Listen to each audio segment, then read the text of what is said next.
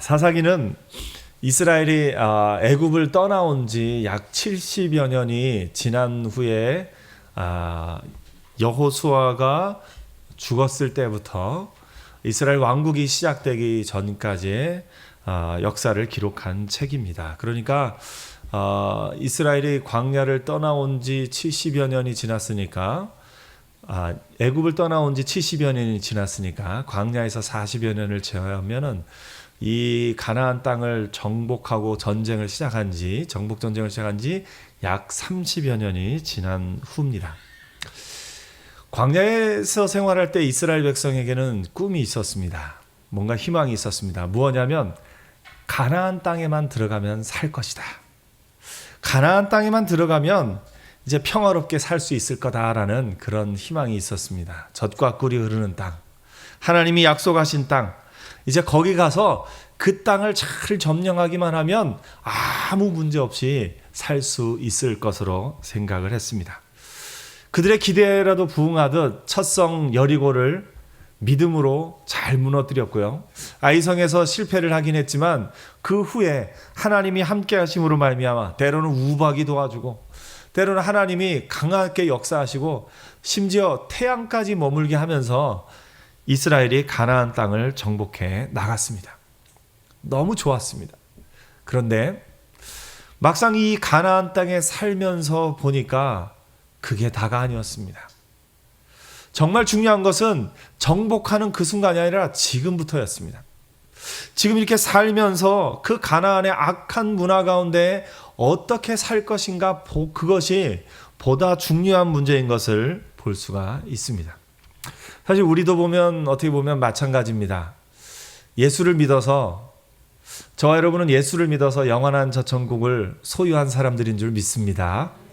영원한 저천국을 소유한 자로 살면 이 땅에 그 작은 것들 아무 문제도 안 될 줄 알았는데 막상 이 땅에 살면서 이런저런 일로 겪게 되는 많은 문제들이 실제로 우리가 영원한 저 천국에 간다는 그것보다 이 땅에서의 작은 문제들이 더 크게 보일 때가 훨씬 더 많이 있습니다.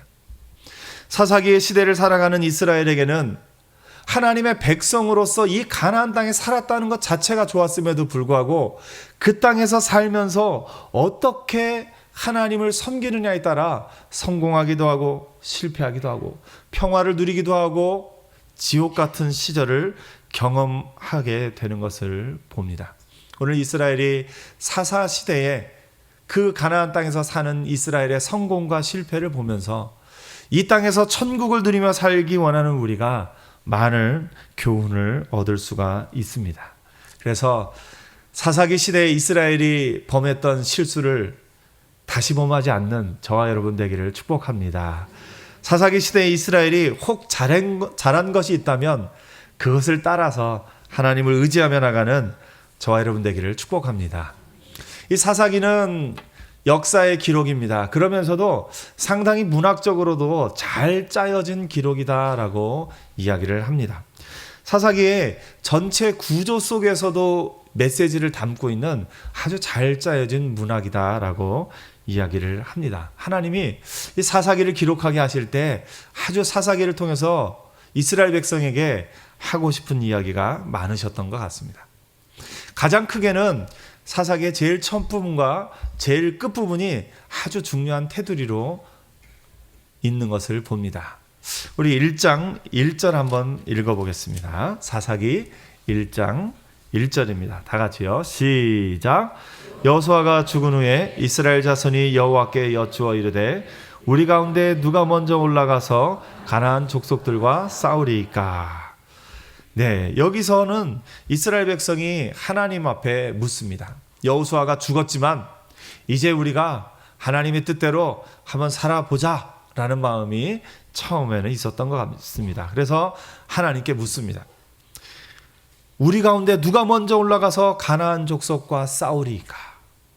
그런데 이 똑같은 질문이 사사기 마지막 부분에 등장합니다. 그런데 마지막 부분은 조금 다르게 등장합니다. 우리 파워포인트 첫 장면 한번 보여주시겠어요? 20장에 있는 글을 다 같이 한번 읽어보겠습니다. 시작. 우리 중 누가 먼저 올라가서 베냐민 자손과 싸우리이까.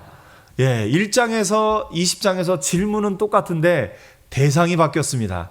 1장에서의 대상은 가나안 족속인데 20장에서 대상은 누가 됐습니까? 베냐민 지파가 됐습니다. 가나안 족속과 싸워야 될 이스라엘이 실패하여 죄악 가운데 가다 보니까 자기의 동족들과 싸우는 것을 봅니다. 참으로 안타까운 일이 아닐 수 없습니다.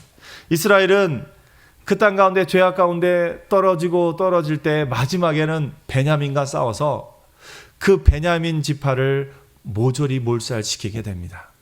그래서 베냐민 지파에서 다 죽고 600명만 간신히 살아남습니다. 나중에 이 사사 시대가 끝난 후에 이스라엘의 처음 왕이 누가 됩니까?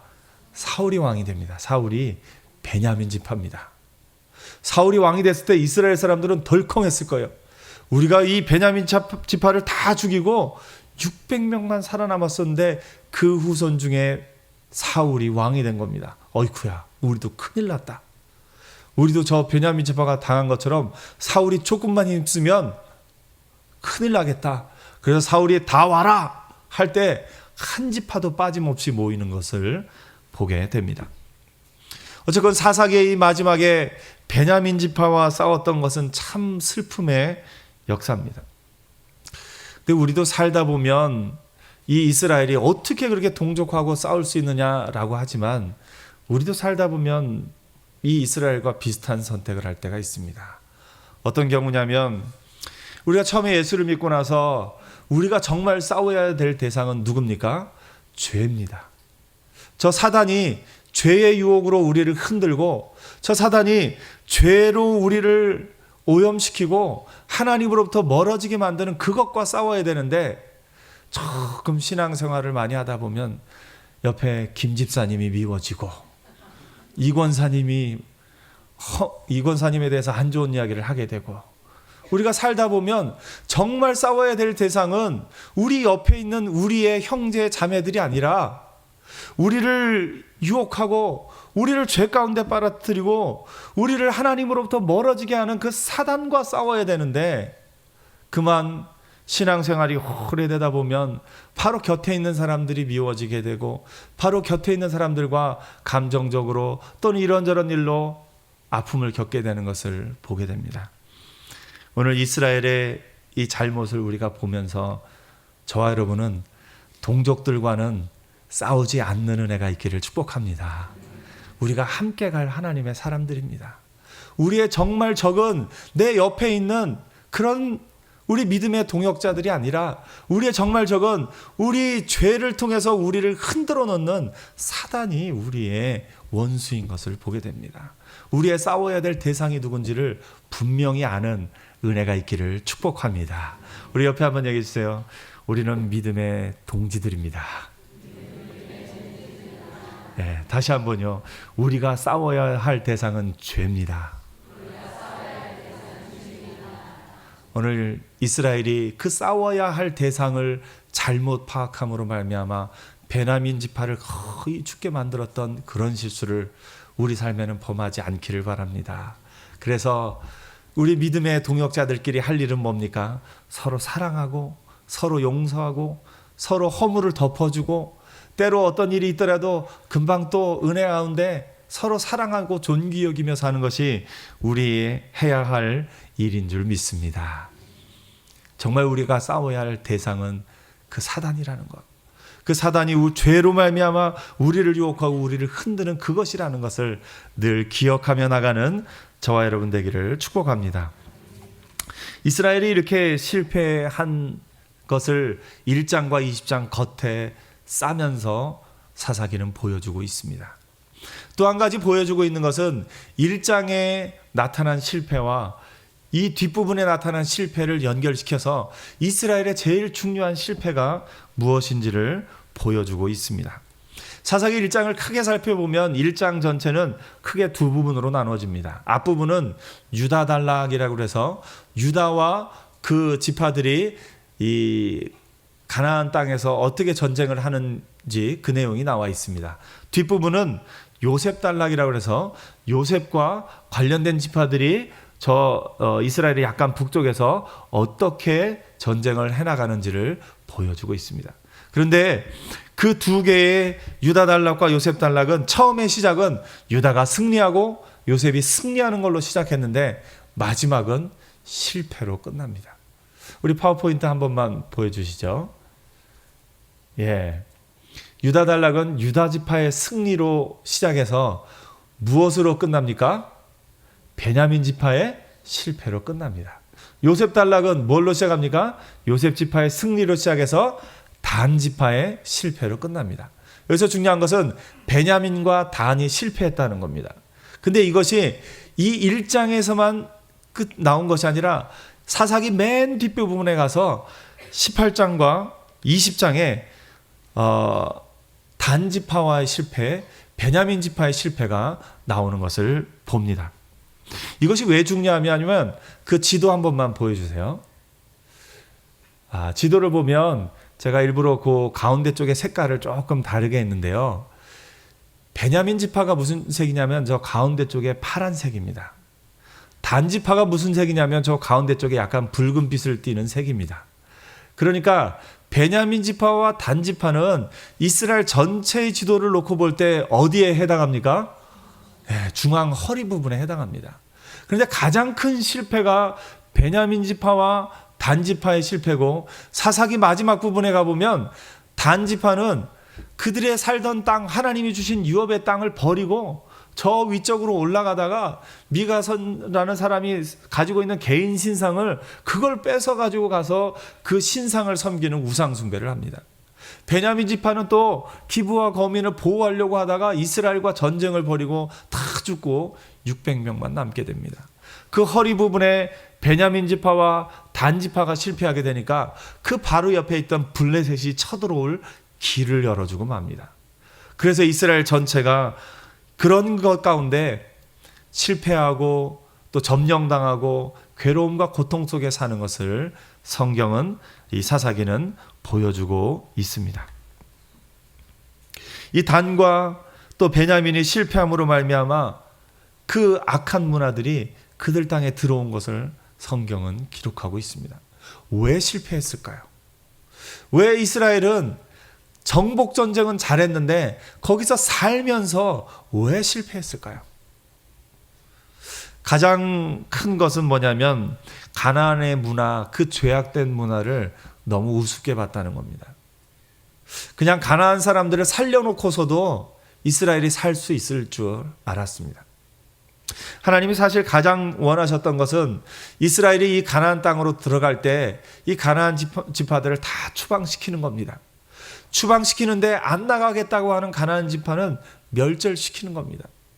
그런데 이스라엘은 그들을 멸절시키지 못하고 그들의 문화와 동화되었기 때문에 이스라엘의 문화가 이스라엘만의 하나님을 섬기는 문화가 되어야 되는데 그들 문화와 동화되었기 때문에 이스라엘이 실패한 것을 봅니다.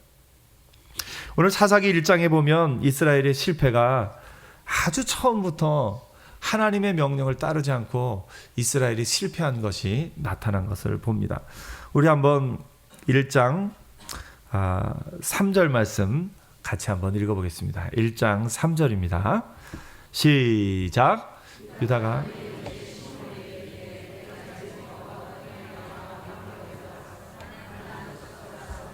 그리하면 나도 내가 제비 뽑아 얻은 땅에 함께 가리라 하니 이에 시므온이 그와 함께 가니라. 예, 그 바로 앞에 이스라엘이 누가 갑니까? 했더니 하나님이 유다가 가라 했습니다. 그런데 유다가 생각하기에 혼자 가면 안 될 것 같아서 갑자기 시므온을 끌어들입니다.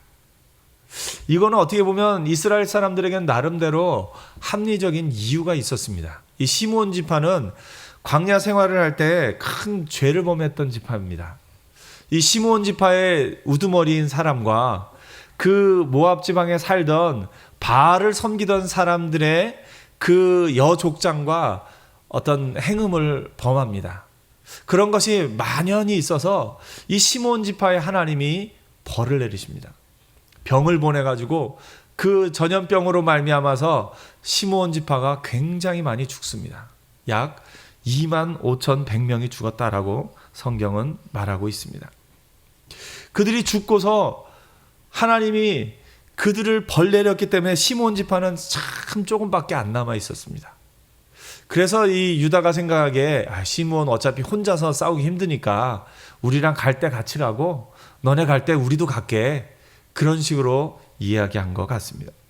그러나 하나님은 이스라엘이 각 지파 간에 하나님이 배분해 주신 그 땅에서 자기들의 땅을 자기들이 정복하며 살기를 원하셨습니다. 시므온은 이처럼 유다에게 얹혀감으로 말미암아 나중에 뒤에 사사기에 보면 지파들 이름 쭉 얘기하는데 시므온은 아예 이름조차 빠져 있습니다. 자생력이 없어진 거죠. 전쟁의 처음부터 하나님은 유다에게 가라고 그랬는데 유다는 자기 생각대로 시므온을 끌고 들어가서 결국은 시므온의 이름이 그냥 유다 지파의 그 구석에 이렇게 살게 되는 그런 경우를 만나게 됩니다. 이들은 이처럼 처음 출발부터 하나님이 명령하신 대로 가는 것이 아니라 자기의 생각대로 이게 좋다 싶으면 이렇게 하고 저게 좋다 싶으면 저렇게 하는 모습을 또 보게 됩니다. 그들은 나중에 처음에 힘이 없어서 가나안 사람 다 못 쫓아냈는데 조금 있다가 힘이 생겨서 쫓아낼 수 있었음에도 불구하고 그들을 종으로 부려먹기 시작합니다. 그들을 완전히 쫓아내지 못하고 완전히 멸절시키지 못하고 같이 살게 됨으로써 이스라엘 가운데 가나안 문화가 하나씩 들어오기 시작합니다. 가나안 문화가 이스라엘 문화에 들어왔던 것이 바로 그 다음에도 또 나옵니다. 1장 6절 말씀입니다. 1장 6절 말씀 같이 한번 읽어보겠습니다. 시작.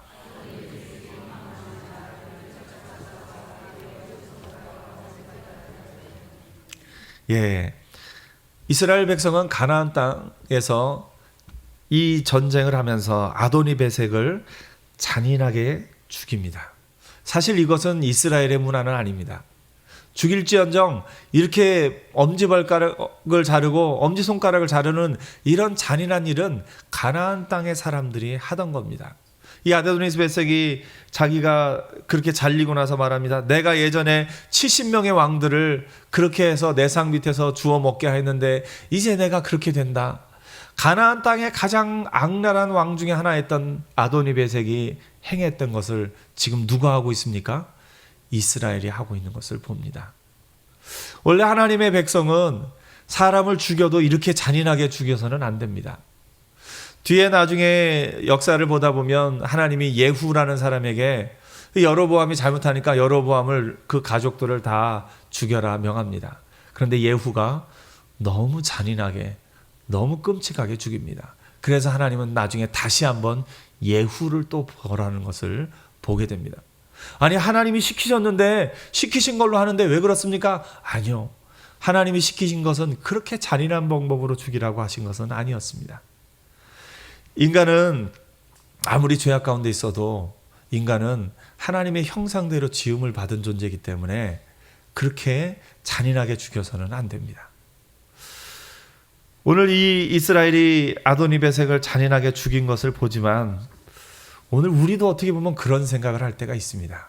가끔 영화를 볼 때 조금 어떤 영화 가운데 앞부분에 악당이 등장합니다. 악당이 등장해서 사람들을 아주 잔인하게 죽이고 괴롭히고 힘들게 만듭니다. 후반부에 가서 이제 주인공이 등장해서 주인공이 힘이 강력해서 그 악당을 죽이게 됩니다. 그런데 영화를 만드는 감독들은 앞부분에 악당을 좀 더 악하게 보임으로써 마지막에 악당이 잔인하게 죽는 것, 아주 힘들게 괴롭게 잔인하게 죽는 것을 정당화하는 그런 이야기를 쓰고 있는 것 같습니다. 근데 우리 가운데도 드라마나 영화를 보면서 악한 사람들이 그렇게 앞부분에 악행을 저지르는 걸 보면 끝으로 갈수록 우리 속에서도 나도 모르게 저 악당 저 정도로 벌 받아서는 안 돼. 더 잔인하게 더 괴롭히고 힘들게 해야 돼. 그런 마음이 혹 우리 가운데 들지 모르겠습니다.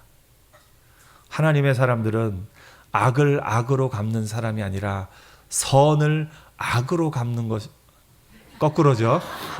악을 악으로 갚는 것이 아니라 악을 선으로 갚는 것이 우리 하나님의 사람들이 할 일인 줄 믿습니다.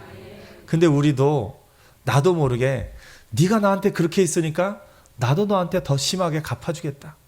네가 나한테 어떻게 그럴 수가 있어? 내가 더 갚아줄 거야. 그런 마음이 우리 마음에 들어올 때가 있습니다. 바로 그 순간 이스라엘이 가나안을 그 습관을 쫓아서 아도니베섹의 엄지손가락, 엄지발가락을 잘랐던 것처럼 우리도 그런 마음이 들 때가 있는 것을 봅니다. 바라기는 천국을 경험하고 천국을 살아야 될 하나님의 사람들은 세상 문화를 따라가지 않는 은혜가 있기를 축복합니다. 세상 사람들이 우리를 혹 괴롭힌다 해도, 세상 사람들이 우리를 향해서 혹 공격을 가한다 해도 동일하게 더 심하게 갚아주는 것이 아니라 선으로 악을 갚는 하나님의 사람들 되기를 축복합니다. 우리는 세상 문화를 따라가는 사람들이 아니라 세상 문화 속에서 천국 문화를 심는 사람들입니다. 믿으십니까? 우리는 세상 문화에 오염될 사람들이 아니라 세상 문화를 없이 하고 그 가운데 하나님의 문화, 천국 문화를 만들면서 세워가야 될 하나님의 사람들입니다. 옆에 한번 얘기해 주세요. 우리는 천국 문화를 만들어가는 사람들입니다. 오늘 여러분, 부유한 주인공의 잘생기고 멋있고 키도 크고 거기도 능력도 있는 그 사람을 보면서 부러워하는 마음이 있다면 혹 우리가 세상 문화에 조금 오염되지 않나 돌아봐야 될 것도 같습니다. 혹 우리가 잘생긴 사람이 또 싸움도 잘해요. 총도 잘 쏴요. 그럼 멋있어 보이고, 여러분 만약에 실제 생활을 사는데 여러분의 남편이 싸움을 잘하는 남편이다. 평안하겠습니까? 괴롭겠습니까? 결코 평안하지 않습니다. 그런데 세상에서는 그런 것들을 점점 더 멋있게 만들고 포장하는 데 익숙해져 있습니다. 그런 것들이 멋있어 보이는 것이 아니라 믿음의 사람을 보면 멋있게 보는 눈이 열리기를 축복합니다. 부유한 집안에서 태어난 그 사람이, 그 주인공이 부러운 것이 아니라 믿음의 신실한 가정에서 태어난 사람들을 보면 부러워하고 그 사람이 귀해 보이는 은혜가 있기를 축복합니다. TV에 나오는 날씬하고 키 크고 멋있고 잘생기고 그런 사람이 멋있는 것이 아니라 조금 뚱뚱해 보이고 조금 이렇게 얼굴이 좀 이렇게 그렇게 멋있지 않고 좀 나이는 좀 많아도 그 가운데 믿음을 간직한 분들을 보면 그분들이 너무 귀해 보이고 너무 멋있어 보이고 닮고 싶어 보이고 그런 것들을 볼 수 있는 눈이 열리기를 축복합니다. 우리가 바라보는 눈이 세상의 눈과 좀 달랐으면 좋겠습니다. 바라보는 눈이 점점 더 멋있는 것만 추구하고 또 예쁘고 날씬하고 부유하고 그런 것만 추구하는 세상 가운데 우리도 그것에 휩쓸려 간다면 이스라엘이 지금 가나안의 방법대로 사는 것과 무엇이 다르겠습니까? 그래서 우리의 눈은 자꾸 하나님의 눈으로 세상을 보는 훈련을 했으면 좋겠습니다. 그래서 옆에 있는 분을 보면서 참 아름다우십니다. 한번 칭찬해 주세요. 참 제가 배우고 싶습니다. 한번 칭찬해 주세요. 오늘 이스라엘은 처음 시작부터 세상의 악함을, 그 가나안 땅의 악함을 그냥 너무 쉽게 닮아가고 너무 쉽게 그들과 동화되어 갔던 것을 봅니다. 믿음으로써 하나님의 백성으로서 하나님의 백성답게 살아야 될 이스라엘이 그 가나안 땅의 문화에 동화됨으로 말미암아 그들은 점점 타락하게 되었습니다. 오늘 우리도 주의해야 될 것은 내가 혹 지금 세상의 시각으로 모든 것을 보고 있지는 않은가? 내가 지금 세상의 시각으로 돈 많은 집에서 태어난 사람만을 부러워하며 그냥 세상의 기준으로 멋있는 사람만을 부러워하고 있지는 않은가? 내가 정말 닮고 싶은 사람, 내가 정말 되고 싶은 사람은 세상의 사람들처럼 돈 많고 부유하고 넓은 집에 여유 있게 사는 사람인가? 아니면 가난하고 힘이 없고 연약하지만 믿음 가운데 하나님만 의지하며 신실하게 가는 사람인가? 오늘 내가 무엇을 바라보며 어느 쪽으로 가고 싶어 하는가? 우리 자신을 돌아볼 필요가 있습니다. 오늘 천국 문화를 만들며 살아가는 저와 여러분은 믿음이 소중한 것을 볼 수 있는 눈이 열렸으면 좋겠습니다. 그래서 우리 주변에 정말 믿음 가운데 사는 분을 보면 그분이 조금 나이 많고 조금 인간적으로 보기에 어떻게 보이던 거에 관계없이 그 믿음의 귀한 것을 보고 존귀히 여길 수 있는 눈이 우리에게 열리기를 축복합니다. 이스라엘은 이 사사기를 통해서 그 죄악된 것으로 감으로 말미암아 이스라엘의 그 사사기 마지막 부분에 보면 참 멸망당해도 싸다 싶은 만큼의 죄악된 모습이 보입니다. 사사기의 마지막 장들은 차마 우리 자녀들에게는 읽히기 부끄러운 이야기들이 많이 담겨 있습니다. 어떻게 보면 영화로 보면 19금 영화라고 볼 수 있는 내용들이 사사기 마지막 부분에 참 담겨 있어서 마음이 아플 때가 있습니다. 그런데도 성경이 그것을 기록한 것은 그걸 보고 배우라는 겁니다. 그걸 보고 그렇게 되지 말라는 겁니다. 사사기 마지막에 가장 죄악된 곳의 배경에는 베들레헴이 있습니다. 베들레헴이 그 17장에서 21장까지 베들레헴이라는 지명이 7번이나 등장합니다. 차마 입에 담기 어려운 그 악한 일들이 베들레헴에서 일어납니다. 그런데 하나님은 베들레헴의 이름을 그 바로 뒤에 나오는 룻기에서 한 번 더 볼 수 있습니다.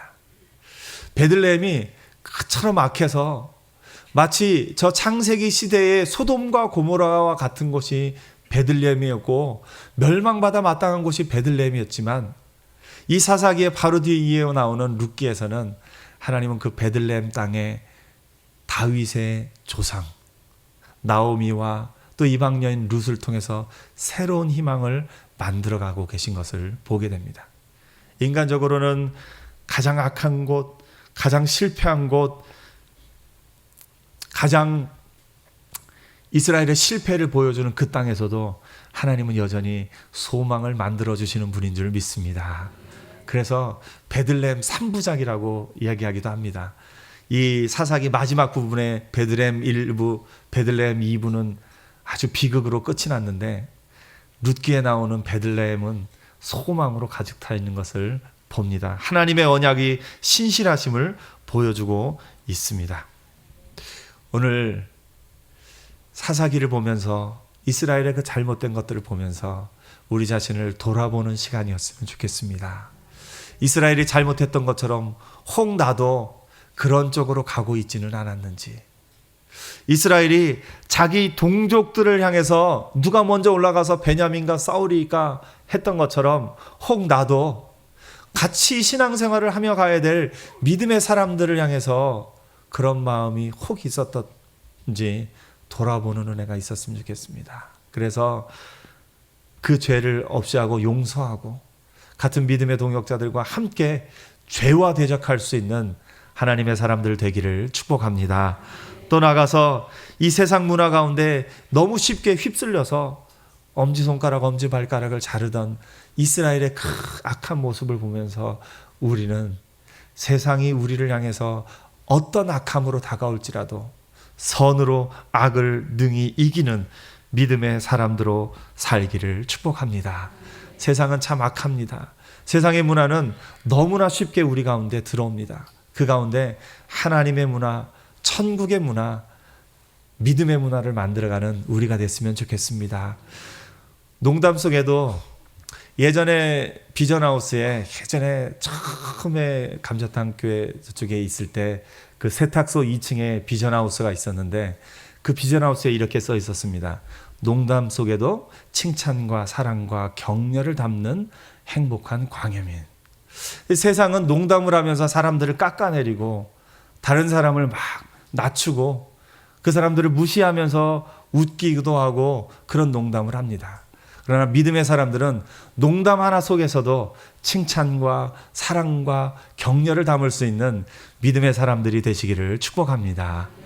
우리의 그리스도인의 문화, 사랑의 문화, 용서의 문화, 농담 속에서도 칭찬과 사랑을 말할 수 있는 그런 문화가 우리로부터 시작돼서 이 세상 가운데로 널리 퍼져나가는 은혜가 있기를 축복합니다.